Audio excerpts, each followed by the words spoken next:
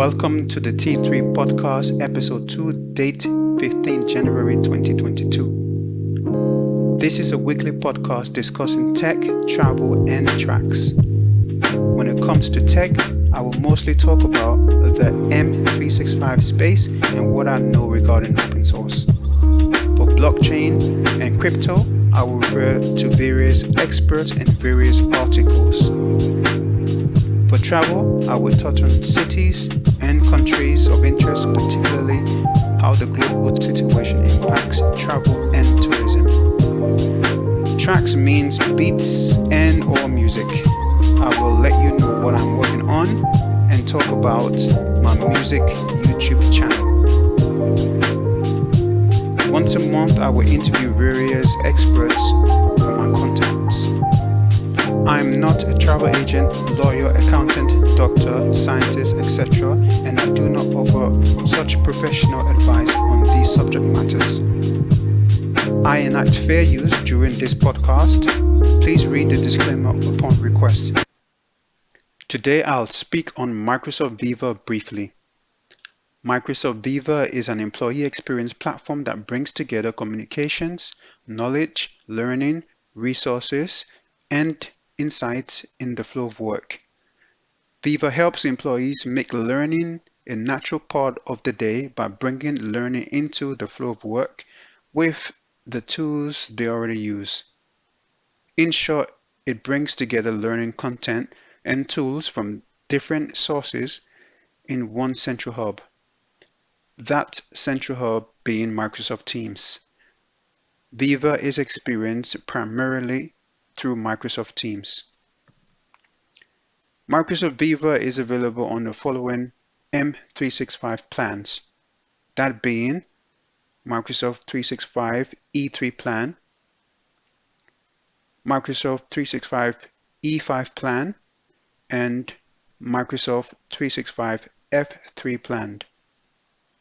At the time of recording this episode, the full standalone Microsoft Viva suite is $9 per user per month.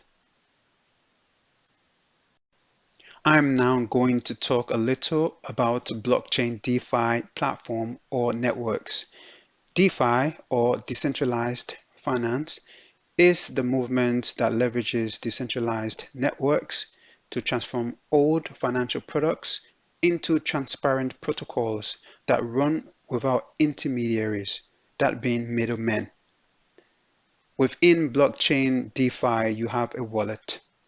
This is a digital wallet that allows users to store and manage their Bitcoin, Ether, or other cryptocurrencies referred to as altcoins. Now, there is so much more to the DeFi space, however. I have a wallet on Binance.com. I also have a wallet with MetaMask that I use for NFTs. I will delve a little more into MetaMask on another occasion. For now, briefly, MetaMask is a browser extension that allows users to run Ethereum dApps or decentralized applications that run on Web3 and interacting with smart contracts on the Ethereum network. There are other competing networks out there such as Solana DeFi platform, Polygon DeFi platform, BSC DeFi platform, Bitcoin DeFi platform. Just recently, Pantera Capital's CEO Joey Krug states that Ethereum could soon be behind 50% of all financial transactions. Competing blockchain projects will not overperform Ethereum, while the latter could play a significant role in the future global monetary space, said Joey Krug in a recent interview with Bloomberg. You can find the link to this reference article on this podcast episode blog post. Although the other networks have received large amounts of funding and public attention, Krug believes that those competing networks will not become a significant threat to Ethereum's dominance. In contrast, JP Morgan says Ethereum is losing its dominance. They believe that Ethereum dominance decreased from 100% to 65% in 2021. With the top rivals due to upgrade their networks in 2023, this could mean closing the gap in the following 12 months further. Additionally, Coinsmart.com states that Solana is super fast, peaking at 65,000 transactions per second. It is incredibly cheap. It is the second largest NFT platform in the world, second only to Ethereum at this moment in time. Once again, you may have a look at this episode blog post and have a look at the links for the information that I've stated. So I have not traveled by plane since March 2020.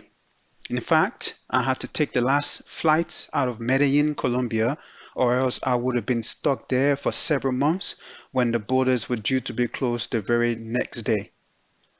That meant I would have been stuck in Medellin for several months, which wasn't in my budget. There were limited flights, which meant that the trip was more expensive than usual.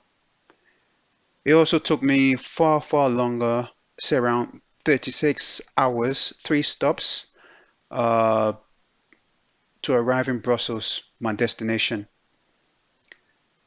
To be honest, when I arrived at my destination in Brussels, even after a year, I still don't feel like I want to fly.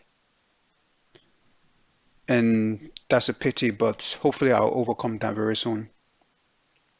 Now, on the recent situation as far as traveling to Colombia, I got this directly from the US Embassy.gov website. This piece of information states that for non-resident foreign travelers 18 years and older, vaccinated non-resident foreign travelers must present proof that they have been fully vaccinated for COVID-19 for at least 14 days prior to their travel. If less than 14 days had elapsed, or if the vaccination scheme is incomplete, the traveler must present a PCR test with a negative result, taken within 72 hours of boarding. On the other hand, unvaccinated non-resident foreign travelers will not be allowed to enter Colombia under no circumstances, as it clearly states. So, if you're not a resident of Colombia and you're not vaccinated, you will not be allowed to enter the country, which is very unfortunate. I've started the Boom Bap Edition Volume 5. I've done 2 tracks already, and I've had great reviews, a lot of good feedback. I've gained some subscribers from just the 2 new tracks, and I have even more banging tracks coming. They're really good, if I say so myself.